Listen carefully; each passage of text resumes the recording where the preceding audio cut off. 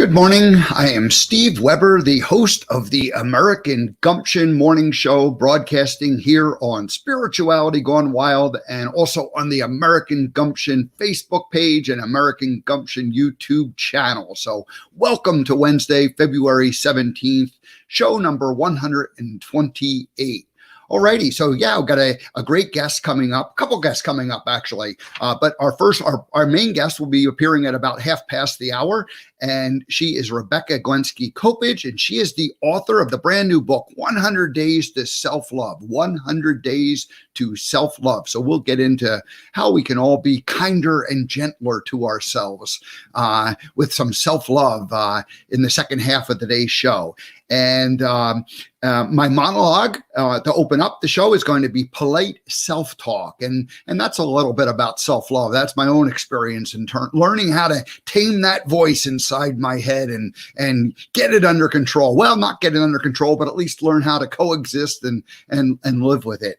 And then, of course, we have the Fitness Misfit segment with Stacy Redfield, and that'll be at about 15 past the hour. And she'll do about a 15-minute segment, and she's going to bust some myths on fitness today. So she's got a couple of pet peeves that she wants to tell us about. So we'll let Stacy do her thing. She joins us once a month.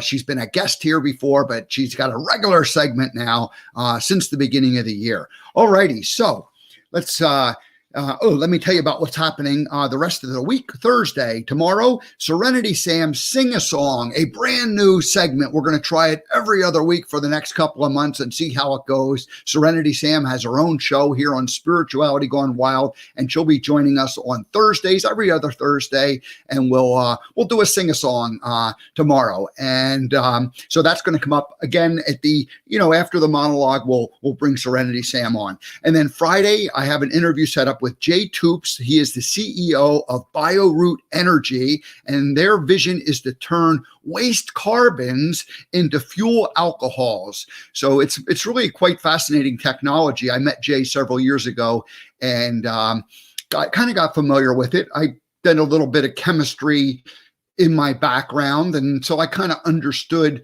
what was going on at a basic level. So we'll see how that goes. All righty. So that's on Friday. Jay Toops, CEO of BioRoot Energy. All righty. So let's go ahead and shift into the monologue. And again, the monologue title today is self-talk, polite self-talk.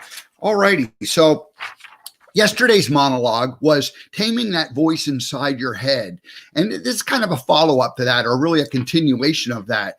But basically, that voice inside our head just likes to talk to us all day long and yabber and jabber, and it can cause real chaos if we're allowing it to just run wild. And so in my own awakening, 2009, when I did my first year of transformation, my year of awakening, I realized that voice was very active inside my head. And, I didn't even, before that, I didn't even necessarily pay attention to it. I didn't realize it existed and, did what it did. So anyway, I became aware of it. That was the first thing. And then once I was aware of it, I started actually listening to what it was saying. And I found out it wasn't very nice. It wasn't being a very nice little voice. It wasn't saying things that were helpful to me. So, what I did was I started to modify my behavior, modify that chatter. And it wasn't like I was able to modify the chatter right off the bat. It was more like becoming aware of it and then listening to it. And then at that point, you begin to, hear what it's saying. And you're like, oh my gosh, I'm not talking very nicely to myself. And so it's really a kind of a negative talk that we do to ourselves. And of course, it's the ego that's running wild inside of us. And so, what did my voice say to me? It used to say stuff like, you dummy, you stupid, that was stupid thing to do. And it was always an attempt to shame myself into some kind of better behavior. Maybe it was because of, just like, you get like, teachers at school and parents that, do this, don't do that, that kind of talk. It was kind of an exaggerated version of that. I didn't remember my parents talking specifically that way to me. But you start like at least in my case, I thought, gee, if I really reprimand myself, maybe I'll get smarter about it. So you say, you dummy, that wasn't a good thing to do. And it was a kind of an attempt to shame myself into better behavior, and lots of shouldas, couldas, wouldas, really, kind of, you just second guessing, reprimanding, admonishing. It was kind of a form of yelling at myself. And somehow you thought, oh, if I just yell at myself loud enough, I'll behave better. But what happened was that yelling, that negative talk, chatter, was really kind of defeating me and not necessarily helping. Well, it was absolutely not helping. It was it was a downer. So as I became aware of it, I thought the first thing to do would become, try to at least neutralize that talk. So once I would catch myself, doing something like that, and became aware that it was happening I listened to what it was saying. I'd sort of talk back to it and say something. I try to temper it or counter it with something more neutral. And, okay, maybe, if I said, oh, that was a dumb thing to do, I'd say, well, okay, it wasn't the greatest choice, but at least I learned something from it. And, oh, now I know better. I'm not going to, repeat that necessarily going forward. So it's kind of like just initially trying to neutralize it and not like turn it completely around. And then once you start to neutralize it, then you even go further and you want to make it a positive. And wow, that gives me an opportunity to try, this or that, and try something new. And I wouldn't have known it if I hadn't gone through that experience. So again, these were all things I started to say to myself to try to counter that voice and to become more positive, because I realized that, shaming myself wasn't helping, wasn't beneficial.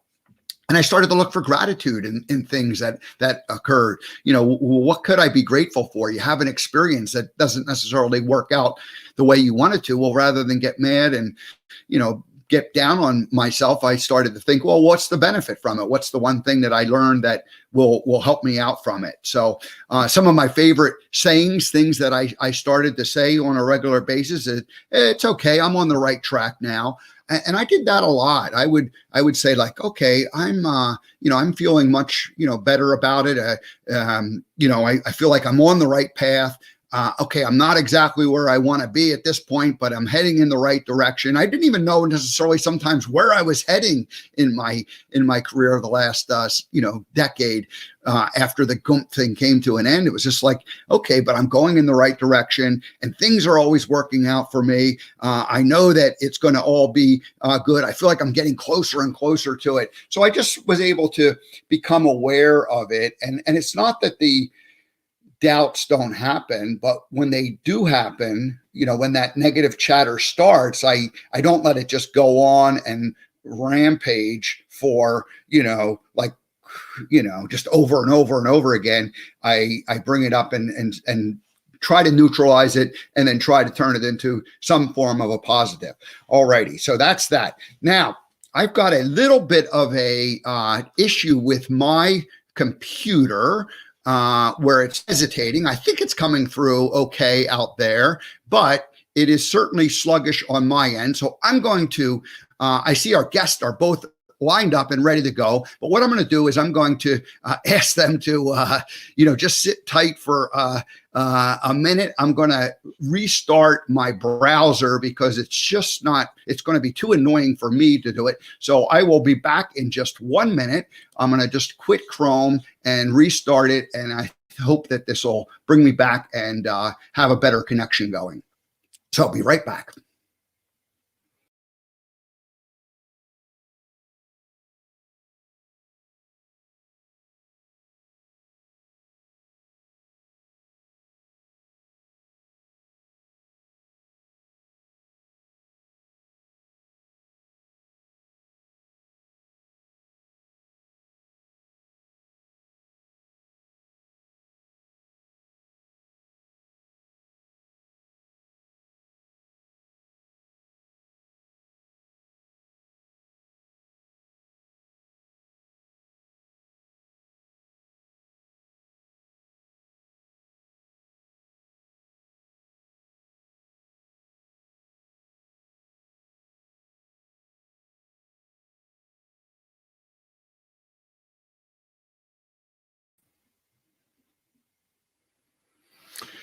All righty. I hope this is going to work better. So thanks for being patient there, just as I did that. All righty. Well, let's go ahead and continue with the show. Our fitness misfit is lined up in the green room. Stacy Redfield. Let's go ahead and bring her on live. Welcome her back to the American Gumption Morning Show for her once a month regular visit. Hello, Stacy. Good morning.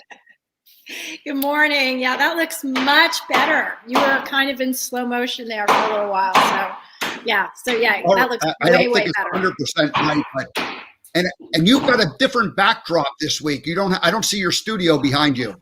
I don't have my studio behind me today. So my studio is in front of me today instead of behind me. All righty. But I do hear the construction going on as usual. They're still up there. They are the noisiest neighbors ever. And of course, this is when they start hammering above me. So we're going to get through this. Still, it's just like you said, someone gives you lemons in life. You got to make lemonade. Just keep pushing on, and it's all there for a reason. So we just keep pushing on. Oh, all righty. Well, very good. Let's go ahead and add your banner. Let's play your theme song and welcome you. I'm not sure how this is going to work with this. We might have to bail out of this, but we're going to try it with the theme song just because this computer is definitely not working right still. And you okay. Hey, Stacy, we're going to wait one more minute. Here's what I'm going to do. I'm going to leave you in charge for a minute, and you can just tease people if you will. But I'm going to have to do a complete reset of my computer. And so will you just start your segment without me? Oh, sure. Would that be okay? Sure. So, all righty. So I'll put you in charge, and I'll disappear, and I'll be back, and I'll join you in about 3 minutes. How's that sound? Okay. I'll play host for a bit. I'll talk to the people. Thank you, Stacy. Thank you. I'll see you in a bit. So what I wanted to do, and for those of you who are not familiar with me and what I do, I am a Pilates teacher as my profession, and I spent 20 years teaching people, educating people on the importance of maintaining a healthy body, because this is all you get and it needs to last a lifetime. So I have kind of gone off the beaten path of what mainstream fitness has drilled into us for years and debunked a lot of these myths that we've been told, basically to sell you a product. Very rarely does your gym ever call you on the phone and say, hey, how's your workout going? And they're typically just looking for, your monthly membership. And in all honesty, they don't care if you show up as long as they get paid. So it's $1 billion business. And anytime that there's big numbers involved, there's always a little gray area just to hook you in the door. So I tried to dissolve all of that and really break it down into what is the benefit to you? What is going to make your body last a lifetime? So there's a bunch of stuff out there over the years that we've been told that don't work, okay? Because otherwise we'd be the healthiest society ever. And instead, let's find the things that do work. Let's, dissect it out.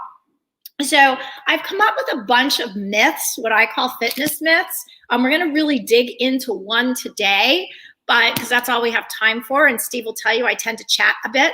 But my top 3 are, 1, the shoulders do not go back, okay, at all. So shoulders do not go back. And we hear this all the time. Pull your shoulders back, pull your shoulders back. When I pull my shoulders back, you basically disconnect them from the rest of your body. Okay, so if you want your abdominals to work, stop pulling your shoulders back, because that's the only way. They don't work. It disconnects your body from your shoulders from the rest of your body, which will bring me to my next myth. And we're going to talk about these in the next few weeks into more of a deep dive into this. But the next one is your muscles work as a system. They do not work as groups. So we always hear biceps, triceps. I'm working bis and tris today if you want to get into the gym lingo. Or I'm working my hamstrings and my quads. Well, you're dissecting your body out. Your body doesn't operate like that.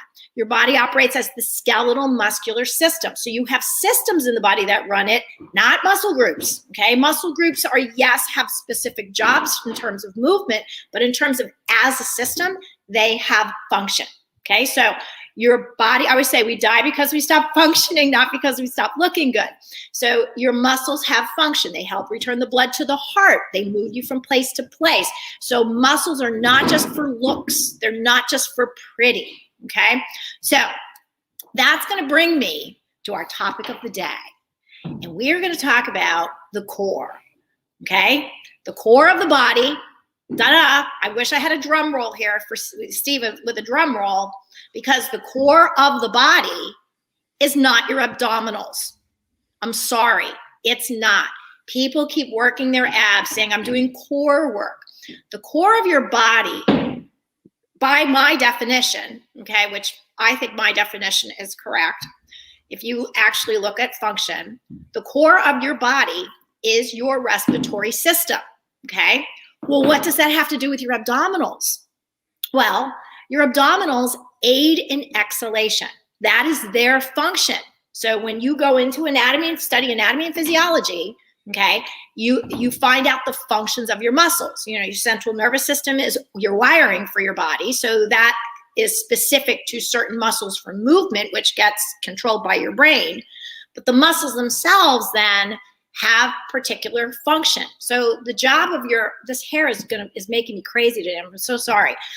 The function of your muscles is basically to hold up your bones. Okay, so we have all these bones in our body. There's 206 of them, and they have muscles that hold them up isometrically. Okay, so for the ladies in the audience, in school, I don't know, I could be aging myself here, but we used to do this to help develop, you know, I must increase my bust.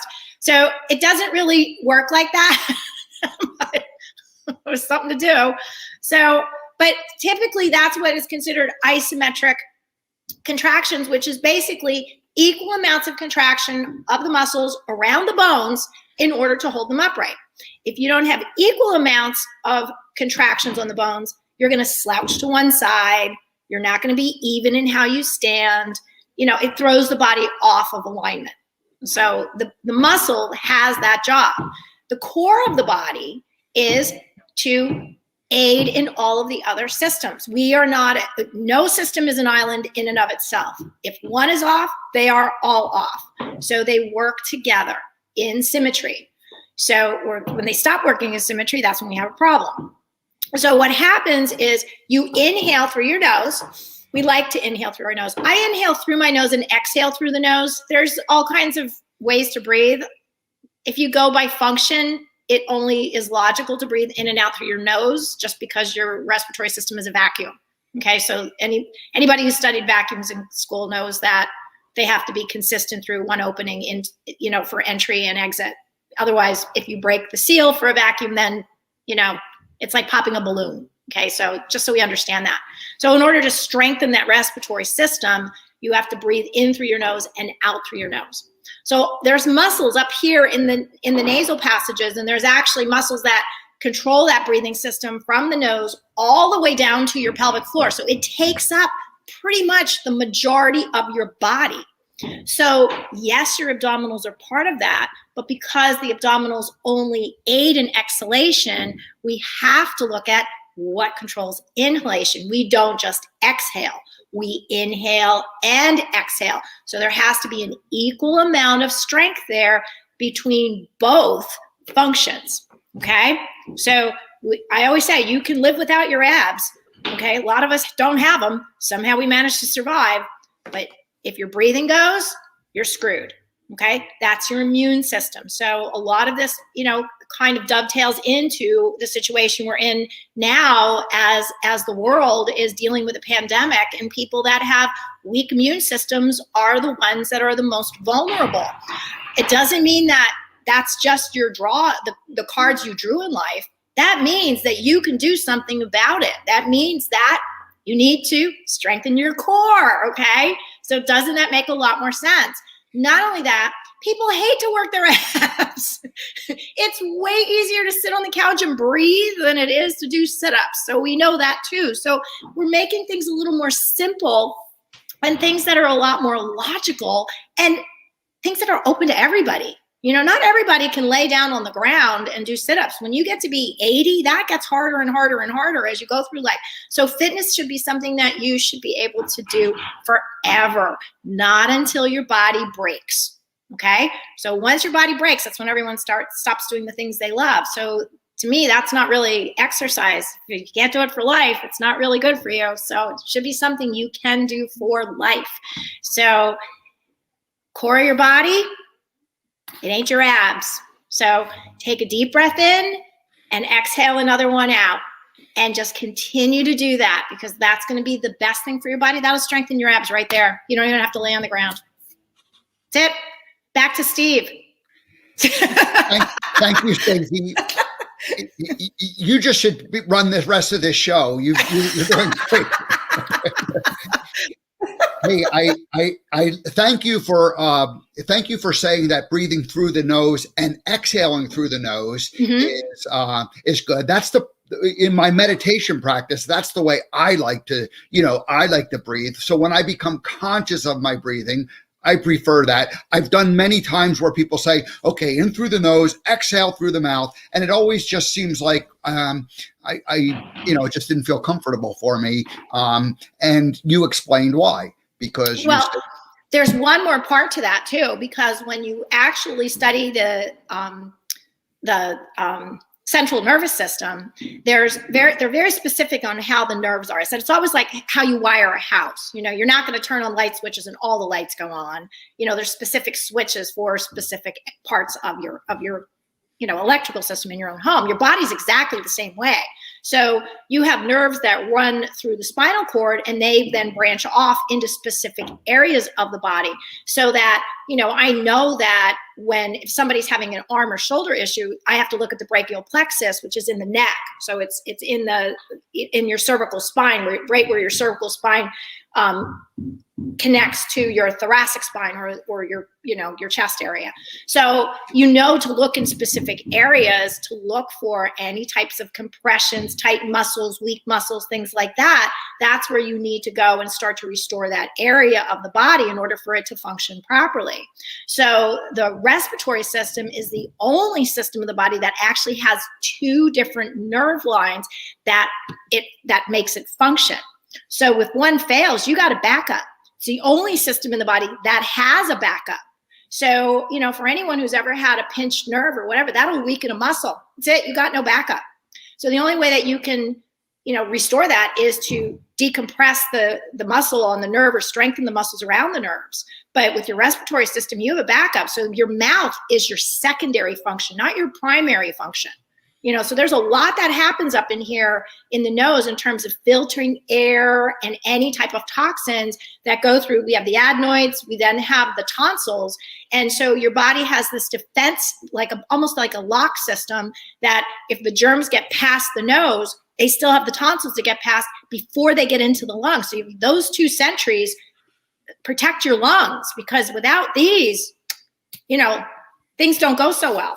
Right. Yeah. No, big breathing. And the other thing I like about what you were talking about with the breathing with the lungs is that whenever I try to, get my brain and my heart in coherence with each other, it's always through breathing. It's not through my abs. Yeah. That's for sure. I said it's a system. It's a system. We just don't give it enough credit. We've been dissected out because the medical community, the way it operates now is, one doctor does this, one doctor does that. You're constantly running around from one person to the other to get a whole body together, when it's really just one system. And if you just, troubleshoot it, you can figure out what's wrong, just by backing it up and starting at the beginning and saying, okay, if I have somebody who doesn't have coordinated movement, the first thing I look at is their breathing.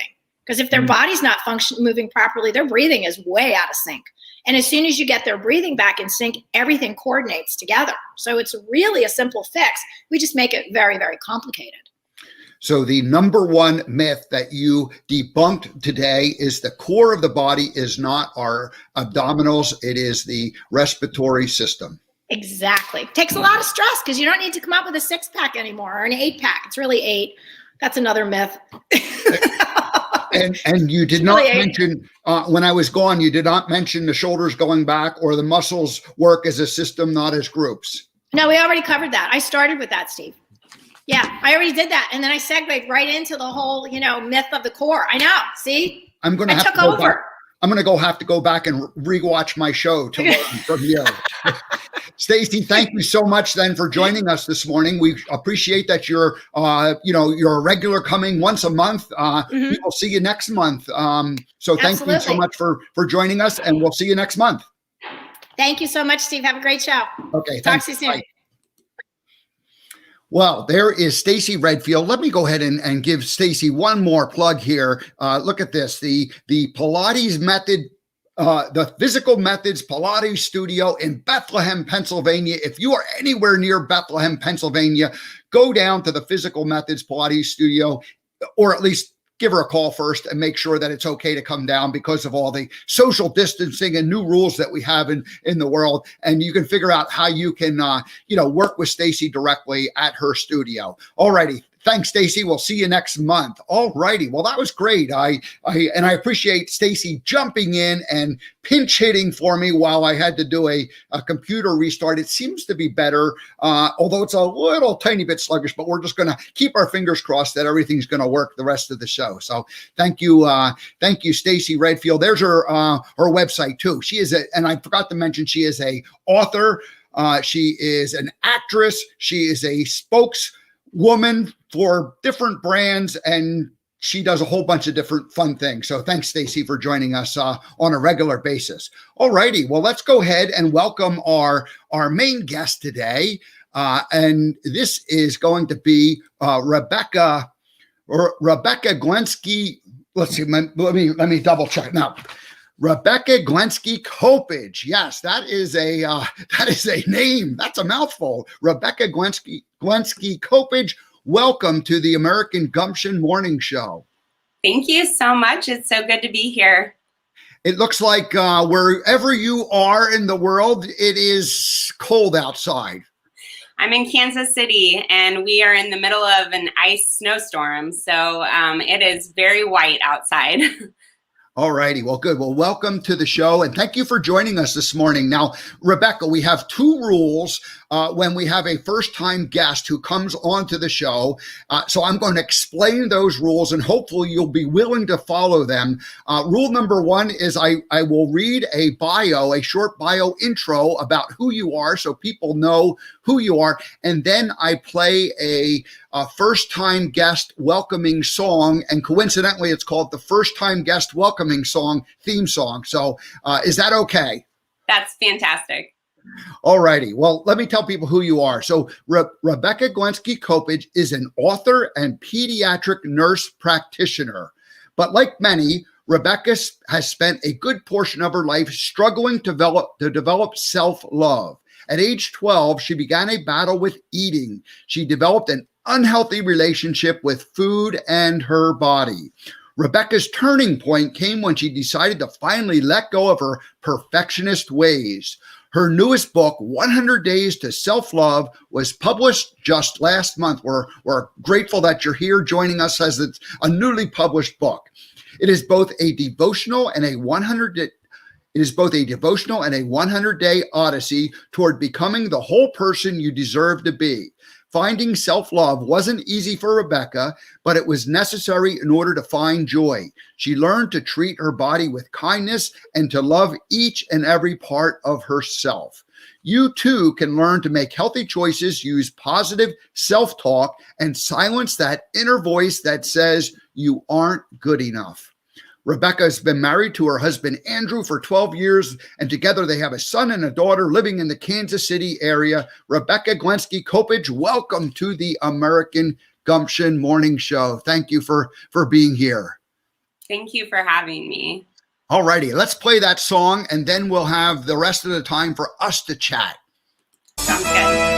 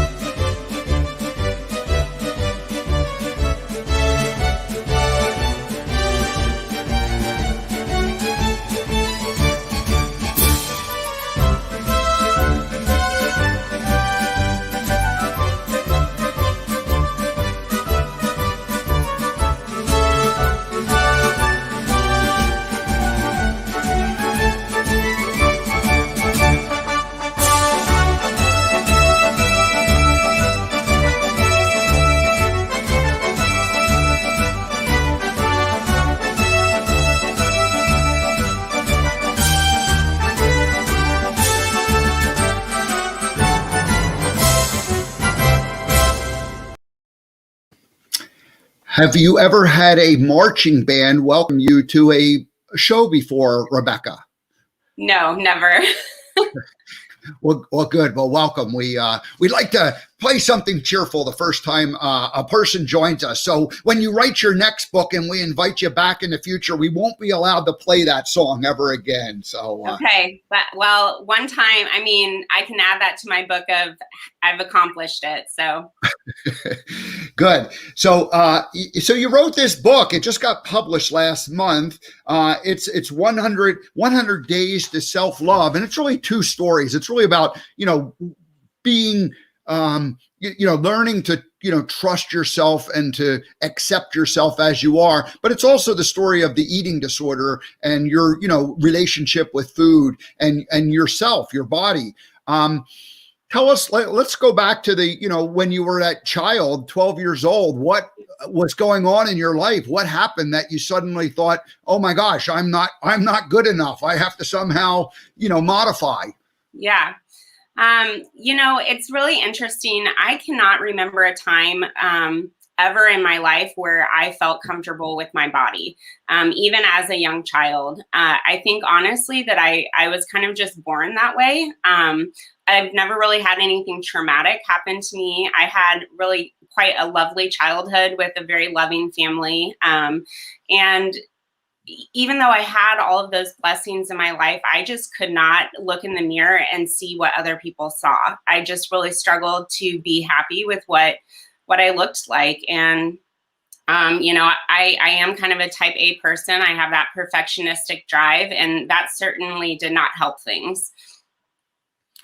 So you said that you had a turning point. I'm going to assume that this, at age 12, you developed these unhealthy behaviors, and we don't have to go through all of the details of what that looked like, but how long did it go on for until you reached a point where you went, okay, this can't continue. I have to, make a change. And when was that? So there were a couple of different points, actually. When I was a senior in high school, so I was about 17, was the first time that I talked about that I was struggling with this and asked for help. I actually entered an eating disorder unit and was hospitalized for several weeks. And that was the first kind of turning point in fighting my eating disorder. Now, I wouldn't say I came out of that unit feeling healed, but I came out of it with tools to try and learn how to move forward without an eating disorder in my life. But I think, honestly, the biggest turning point was a couple of years ago when I decided that even though I wasn't doing the actions of the eating disorder very much, like I wasn't, restricting myself, I wasn't vomiting, I wasn't doing any of those things, but I still felt so unhappy with who I was and how I looked. And I decided I had had enough of it. And so I went on a journey over these last couple of years to really learn how to love myself. When you, we'll get into that, but back to when you were your childhood, were your parents aware of this, or was this something that was kind of hidden, and that they didn't, they didn't maybe want to know, or, I mean, what was going on in terms of, that whole dynamic? So during high school, I kept it very secret. It was, even my closest friends were really unaware of what was going on. And then when I sat down and talked to my parents when I was 17, that was the first time that I really, I had ever talked about it. And they were surprised, but I think that way beneath the surface that maybe they knew, that I was struggling. I think that's a really hard thing for parents to kind of wrap their minds around. I'm a mom and I have 2 children, and I hate to think about them going through struggles like that. Yeah, no, of course we want we want the best. And, if it's not like blatantly in front of us, we just tend to pretend that it's not there or just don't notice it. So, yeah. So let's go to this point where you finally go, you get fed up and you said you had enough. Cause I love that. That's really when things change, because you had even hinted that even though you weren't acting out with certain behaviors any longer, the underlying problem, was still there in that you weren't accepting yourself. So was there a moment, like you said, that last couple of years, and were you already married and a mother at that point, where you finally went? Yeah. So you said enough is enough. I mean, what do you remember an exact moment when something happened where you went, oh my gosh, this has got to change? Yeah. So actually, we were on a big family vacation in Florida, and my kids wanted me to go swimming in the ocean with them, and I didn't want to because I didn't want to get in a swimming suit. And that was kind of a turning point for me, that, I'm missing out on moments in my children's life, and I'm missing out on moments in my own life because of my discomfort. And so when I came home from that vacation, I got on the phone and I sought out help. I found a nutritionist, I found a therapist, and that was it. There was no turning back. You mentioned in your bio, or in somewhere on your website, I think I read it, there was a couple of women that you worked with who really were helpful. Tell us about what that part of the story was like. I mean, so you made the decision. You were going to be a good student at that point because you were committed to making a change. But what did these people, what did they do for you that, gave you tools or gave you knowledge to start really making different choices? Yeah. So my therapist, her name is Christine Ruby, and she, when I first met with her, a lot of it was getting to know each other, kind of talking about what the last several years of my life have looked like. And as we got to know each other a little bit more, she really challenged me. She challenged my thinking process. She challenged, are you sure what you're seeing when you look in the mirror is honestly what what other people see? She was very gentle in the way that she did it, but she very much challenged my thought process, and she taught me how to rethink things in my life, rethink the way that I view other people, the way I view myself. She gave me a lot of tools that I use every single day. She taught me breathing techniques. She taught me what to do when I'm feeling stressed out. She just took my toolbox and filled it. I mean, it was absolutely amazing. And my nutritionist, so she specializes in working with women who have eating disorders. And so she taught me, she went back to the basics. She taught me the basics of nutrition. She taught me the basics of structuring food throughout the day. She taught me the basics of incorporating water, incorporating exercise, incorporating stretching your body. She really took the hard part for me, figuring out what to eat and what's healthy. And she made that so much easier.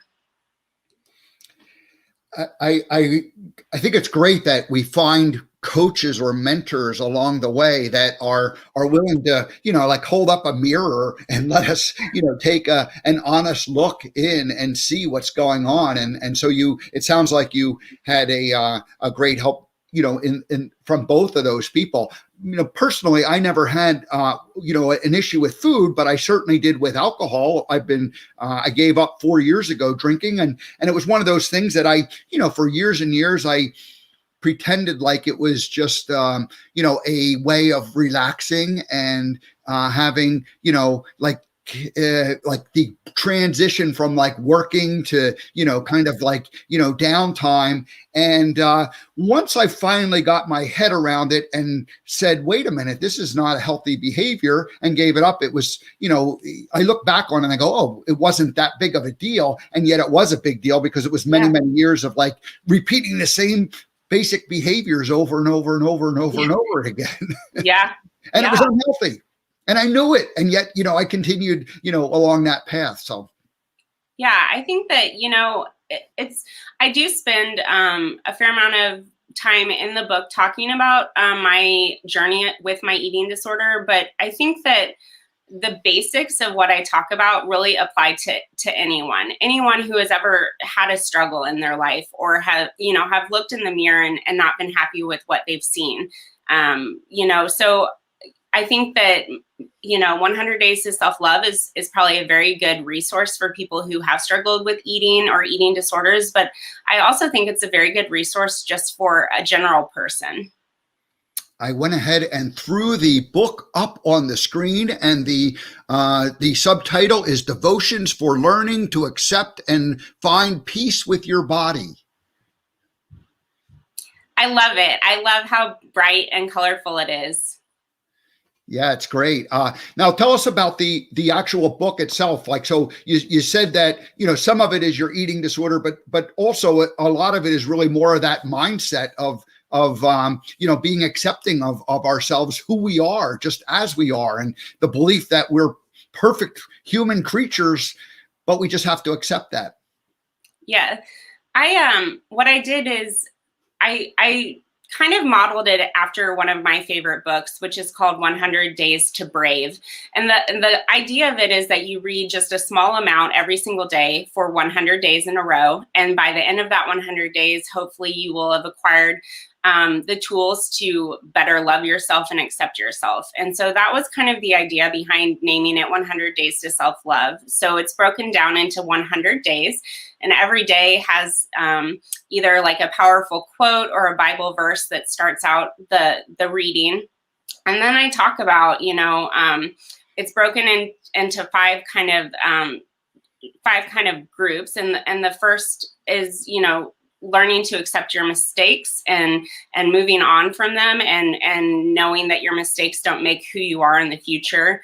The second part talks about, why is self-love important? Like, why do we need that in our lives? And then, I talk about experiences that I've had that have helped me to learn how to love myself and accept myself better. And then I also talk about how to maintain this thought process as you move forward into the future.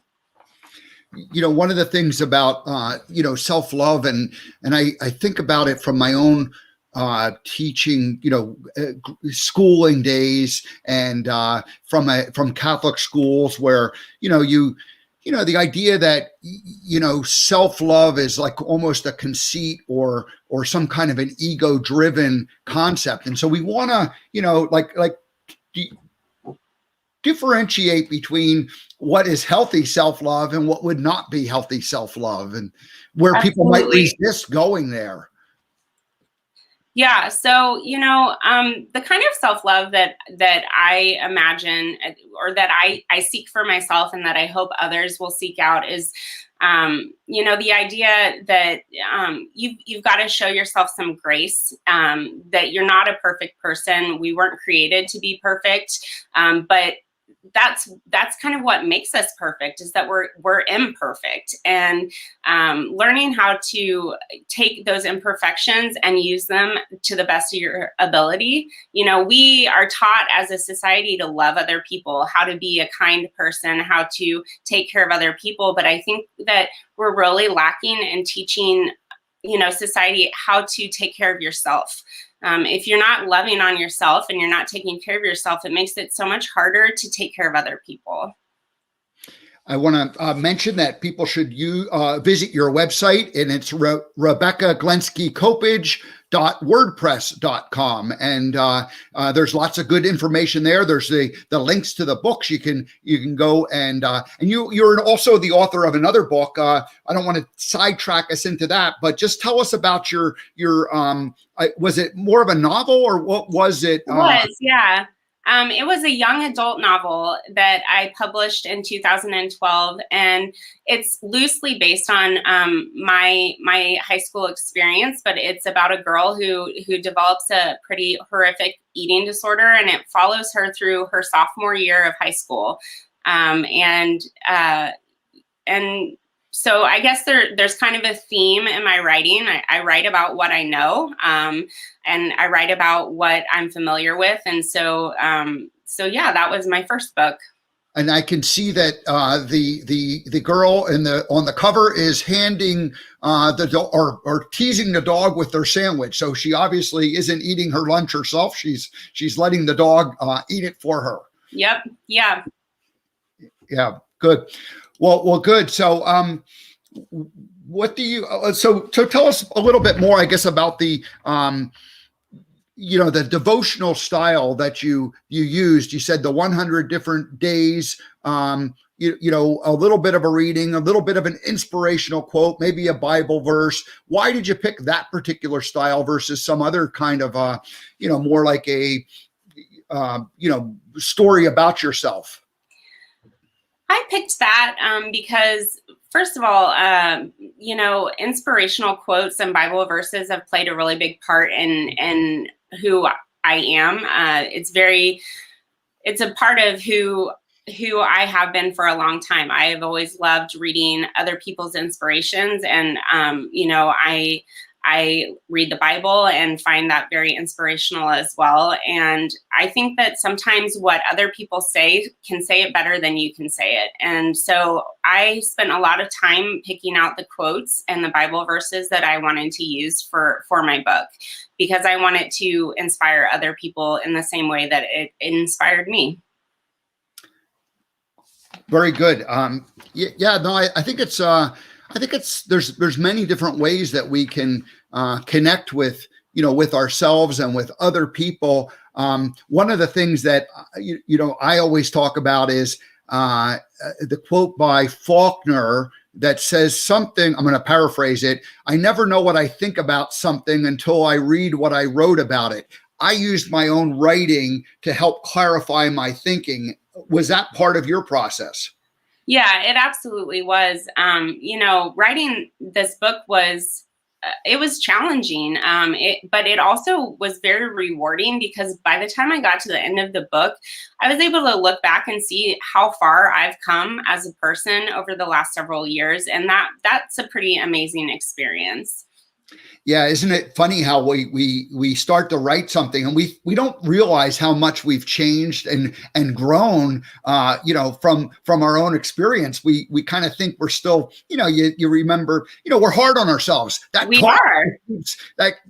talk is like, oh, you're still making the same mistakes. And when we actually sit down and think about it or write it down and document something, we can see how much we've grown over time and years. What was your actual writing style like? How long did it take you to write the book? Well, so I kind of sat with this idea for several months. I kind of thought I wanted to do it, but I hadn't really sat down and tried writing. I had just had these thoughts kind of floating around in my head. And when I actually finally sat down to write it, it went very quickly. I think I wrote it in about 2 months. But I couldn't stop. I would sit down, I'd start writing, and I couldn't stop. And so it came very, very fast. So the muse or source energy or God, tapped you on the shoulder and filled you with the words on the page.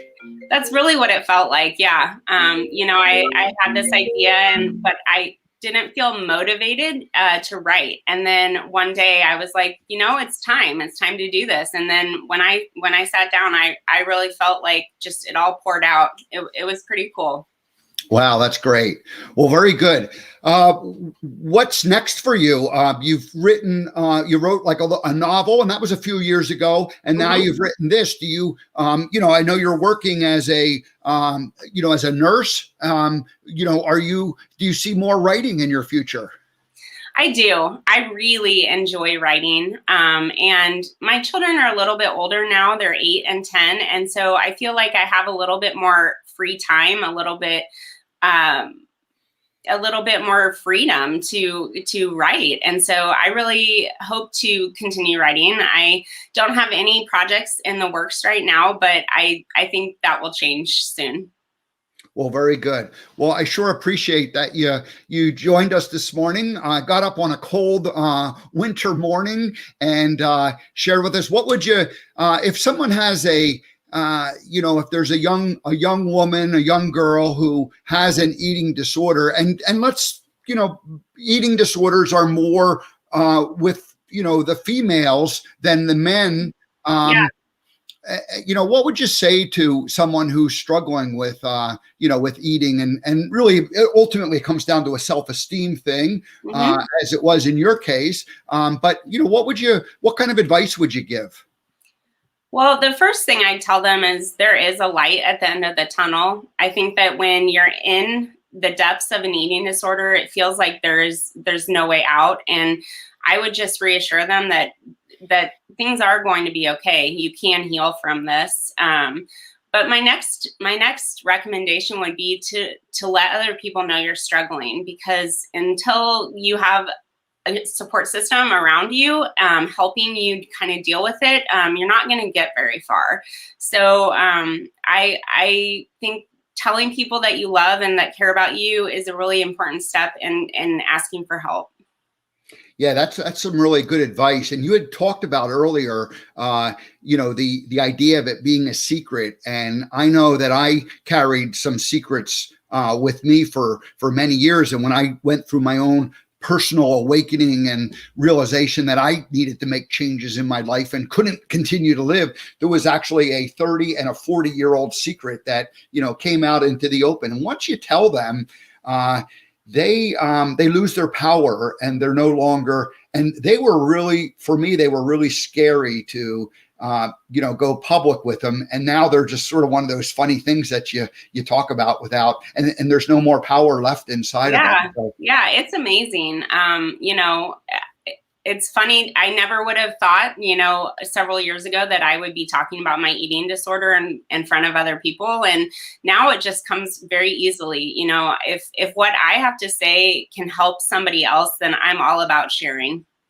Yeah, there's a lot of pressure to, be a certain way in and to, appear like everything's good, and some, and social media, and I don't know if it's in some ways it's made it better that we can communicate with more people, but in the idea that we're putting out there facades or things that aren't necessarily, we're trying to live up to some kind of an expectation or belief, which is our own self-imposed belief, because oftentimes, people reveal something very personal, and you don't want to do this too much, but when someone does that, like, a lot of love and a lot of support goes out for that person. Yeah.